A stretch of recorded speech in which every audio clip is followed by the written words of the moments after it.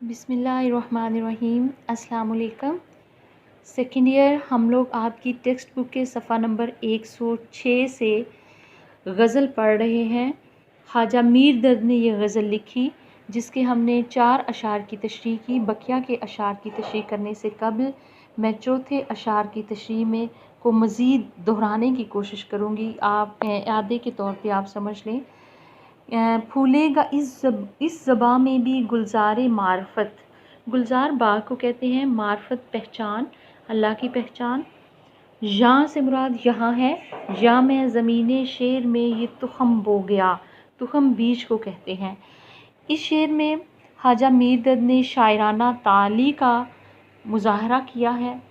मैं बता चुकी हूँ कि वो एक सूफ़ी शायर थे और ऐसे सूफ़ी शायर नहीं थे कि जो सिर्फ़ नज़रियात या बातों के हवाले से हो, जो सिर्फ़ ज़बानी तसव्वुफ़ के मसाइल पर गुफ्तगू करते हों। नहीं, बल्कि वो अमली तसव्वुफ़ का एक बहुत बड़ा मज़हर थे।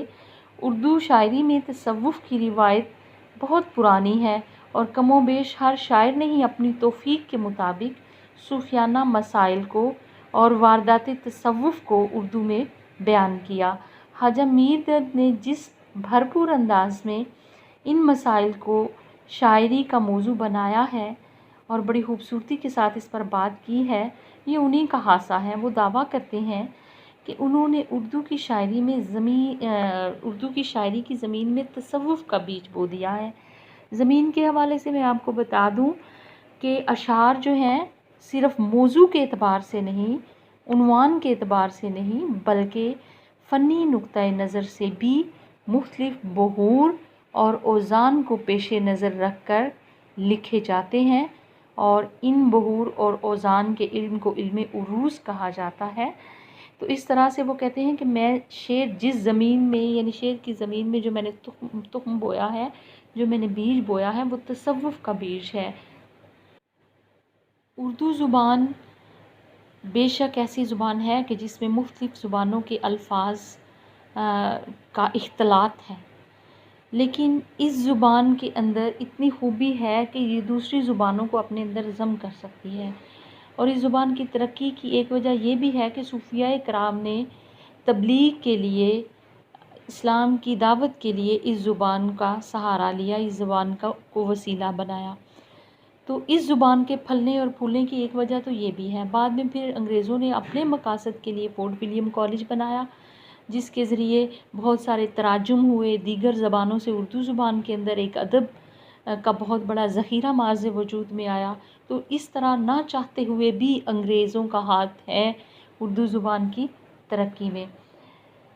खैर, इस ज़ुबान के हवाले से गालिब कहते हैं, वो जो कहते हैं कि रेख्ता क्यों कर हो रश्क फ़ारसी। वो जो कहते हैं, रेख्ता उर्दू का कदीम नाम है। वो जो कहते हैं रेख्ता क्यों कर हो रश्क फ़ारसी, गुफ्ताए गालिब एक बार उसे पढ़ के सुना के यूँ। कि उर्दू ज़ुबान के अंदर ये सलाहियत है कि इसमें मौज़ूआत के एतबार से हर मौजू को इसमें बयान किया गया और बयान किया जा सकता है। गज़ल के एतबार से मैं बता चुकी हूँ कि गज़ल शुरू में इश्क व आशिकी के रिवायती मज़ामीन का एक अमौजगा थी, लेकिन रफ्ता रफ्ता वक्त के तकाज़ों को मद्देनज़र रखते हुए इसमें मुआशरती मसाइल और अखलाकी मज़ामीन को भी बयान किया जाने लगा। यहाँ पे ख्वाजा मीर दर्द एक तरह से शायराना ताली का मुज़ाहरा कर रहे हैं कि उन्होंने इसमें अल्लाह की मार्फत और उसके इरफान के जो फूल खिलाए हैं, ये ज़मीन इससे गुलो गुलजार हो जाएगी। अगला शेर है, आया ना एतदाल पे हरगिज़ मिजाजे दहर, मैं गरचे गर्मो सर्द ज़माना समो गया। एतदाल तवाज़ुन, मिजाज दहर ज़माने का मिजाज, गरचे गर्मो सर्द से मुराद है अच्छे बुरे हालात। ज़माने के मिजाज की जो तश्कील है अगर हम देखें तो उसमें मुख्तलिफ़ अहवाल, कैफ़ियत और अशिया होती हैं और इन मतज़ाद हालतों में अगर इत्तदाल पैदा हो जाए या कर दिया जाए तो मुआशरा अमन व सुकून का गहवारा बन जाता है। امن و سکون کے اس گہوارے میں انسان بھی سکون و اطمینان کی دولت سے بہرہ مند ہوتا ہے اور زندگی زیادہ مؤثر اور بہتر انداز سے گزارتا ہے۔ مگر کسی چیز کا فطری مزاج تبدیل کرنا کسی کے بس کی بات نہیں۔ مثال کے طور پر آگ کی خاصیت جلانا ہے تو ہم اس کو ٹھنڈک میں تبدیل نہیں کر سکتے یا اس سے ٹھنڈک حاصل نہیں کر سکتے۔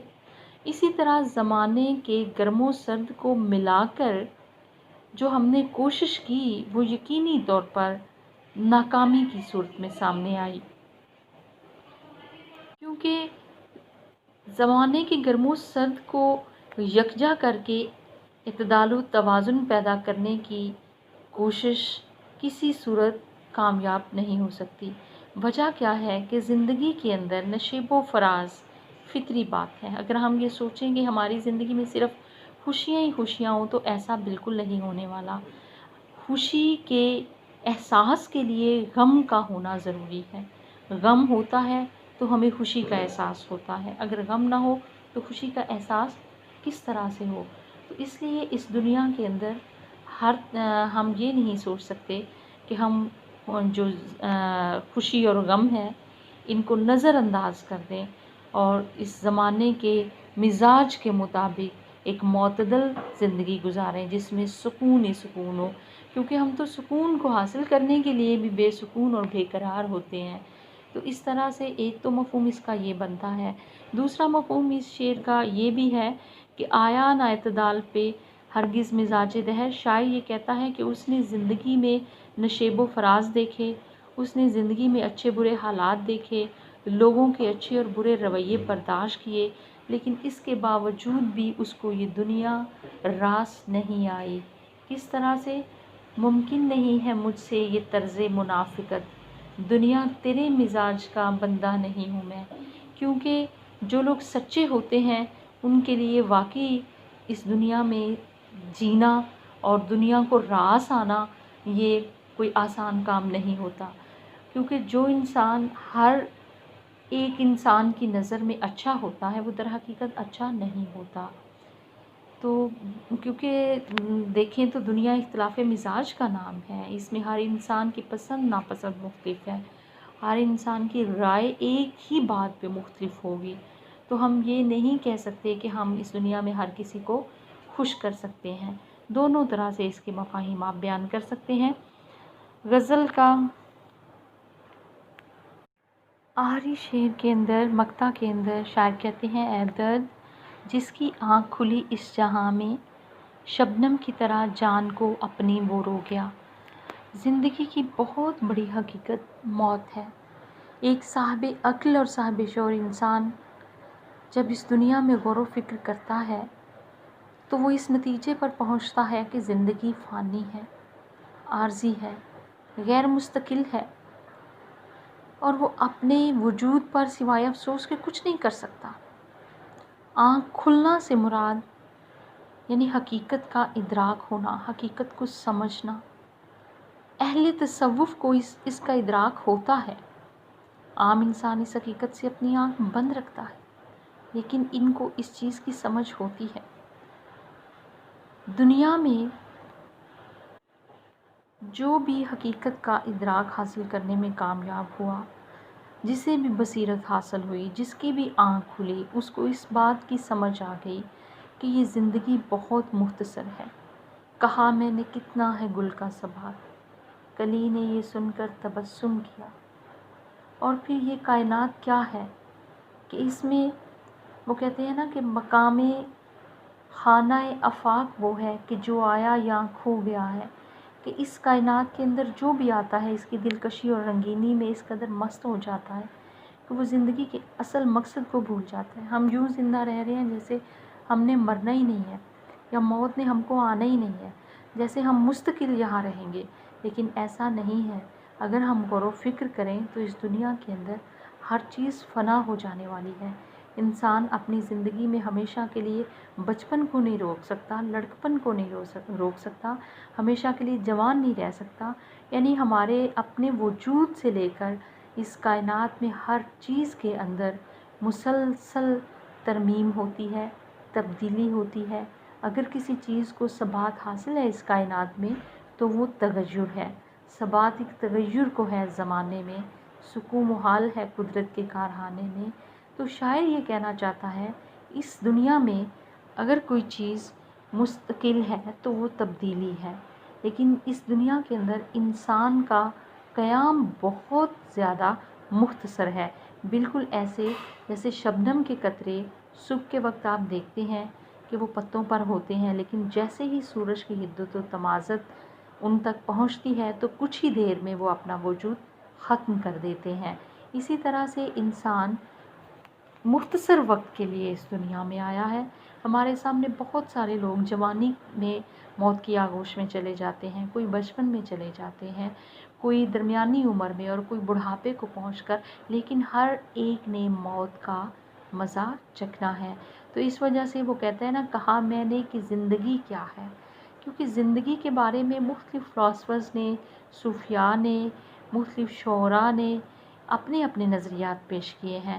کہا میں نے کہ زندگی کیا ہے، ہنستی اے پھول رو پڑی شبنم۔ ایک پھول کی عمر کتنی ہوتی ہے آپ اس سے اندازہ لگا سکتے ہیں۔